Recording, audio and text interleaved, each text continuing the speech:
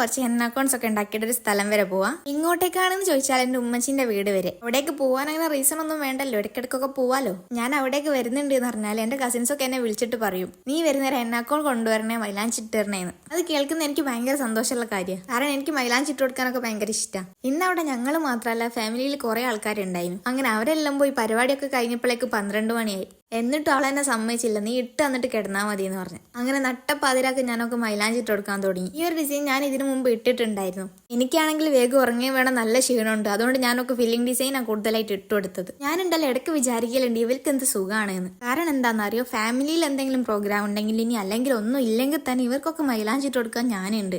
അതേപോലെ തന്നെ ഇനി എന്തെങ്കിലും പ്രോഗ്രാം ഉണ്ടെങ്കിൽ എനിക്ക് ഇട്ടുതരാൻ ആരും ഉണ്ടാവില്ല. ഇവർക്കൊക്കെ ഇട്ട് കൊടുത്ത് ഒരുപാട് ടയേർഡായിട്ടായിരിക്കും ഞാൻ ഇടുന്നത്. ഞാൻ ഈ പറയുന്നത് എന്റെ മാത്രം അവസ്ഥയല്ല, ഒരുവിധം എല്ലാ എന്ന ആർട്ടിസ്റ്റുകൾക്കും ഇങ്ങനെ തന്നെയാണ്. അവസാനം ഇവർക്കൊക്കെ ഇട്ട് കഴിഞ്ഞ് നമ്മൾ ഇടാൻ നോക്കുന്ന സമയത്ത് നമ്മൾ നല്ല ടയേർഡ് ആയതുകൊണ്ട് തന്നെ നമ്മൾ ഓൾറെഡി സെലക്ട് ചെയ്ത ഡിസൈൻ അല്ല ഇടും. നമ്മൾ ഏതെങ്കിലും സിമ്പിൾ ഡിസൈൻ നോക്കിയിടും. പിന്നെ നമുക്ക് ഒരു കൈക്ക് ഇടാനേ പറ്റുള്ളൂ, മറ്റേ കൈ ആണെങ്കിൽ ഫ്രീ ആയിരിക്കുകയും ചെയ്യും.